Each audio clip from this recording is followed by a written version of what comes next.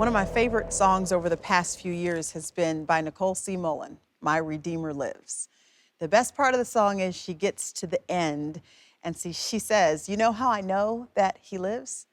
I talked to him this morning." I've lived most of my Christian life not really hearing the voice of God, just kind of in theory, knowing that he speaks, but not practically hearing his voice.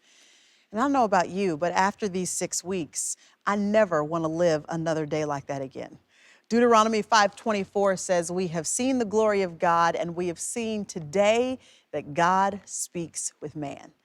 I hope you've seen that God speaks. I hope you've heard his voice. I have. And once you hear his voice, like me, you're probably done just playing church and done being a Christian in name only. You want to experience the personal relationship that our God offers us. These 6 weeks, we've covered a lot of things together. We started by talking about how we should expect and anticipate hearing the voice of God. Then we moved on to talk about the Holy Spirit, and that the Holy Spirit is not a ghost, he's not a dove, he's not a wind, he's not a fire. He is the third person of the Trinity, and all of the greatness and the power of God lives on the inside of you if you're a believer in Jesus Christ. And I want to tap into all those resources. And once again, I think that I've spent most of my life not tapping into that. And I don't want to live a day like that again. I want to know all that God has to offer me, and I want to experience that. And then we talked, you'll remember, about knowing the character of God. And if we know the character of God, then we can be sure to know the character of God's voice. His voice has a tone to it. There is a way that you can determine that it is him speaking by the content of the voice and the quality of the voice. And we'll know that as we get to know God's character. Then we looked at the fact that God has a plan for you. You and I are a part of his kingdom agenda. We're not here by chance. When he speaks to us, he's inviting us to participate in his activities. And finally, this past week, you looked at the fact that you and I have to obey. When we hear, the only appropriate response is to obey what we sense that God is saying to us. When we do that, the supernatural results that will occur in our lives will astound us.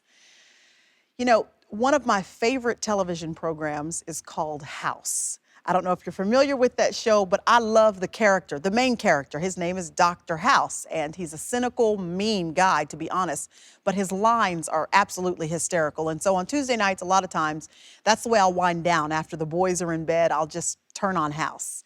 Well, recently, one of the episodes really shocked me because I just thought I was going to watch another episode, but what happened during that television program really captured my attention.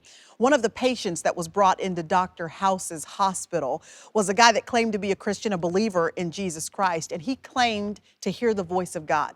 He heard God so clearly that he was able to tell others what he had heard God saying, and he was telling everybody. He was telling the nurses, the other doctors, the patients, and he was kind of annoying some of the people around him who didn't really believe that God would speak to someone. But he was insistent that he heard the voice of God. And when Dr. House heard that there was a patient that was saying he could hear from God, Dr. House said something that to me voiced the sentiments of millions of people everywhere. Dr. House said, "When you talk to God, you're religious. But when you start saying God talks to you, you're crazy." Why is it that we think that when God talks to us, that it means that we've taken it just a little bit too far? The Bible declares the opposite, that we should expect to have a normal relationship with our God that is conversational, where we speak to him and he talks to us. You finished your 6 weeks of study, but this is not the end. This is just the beginning.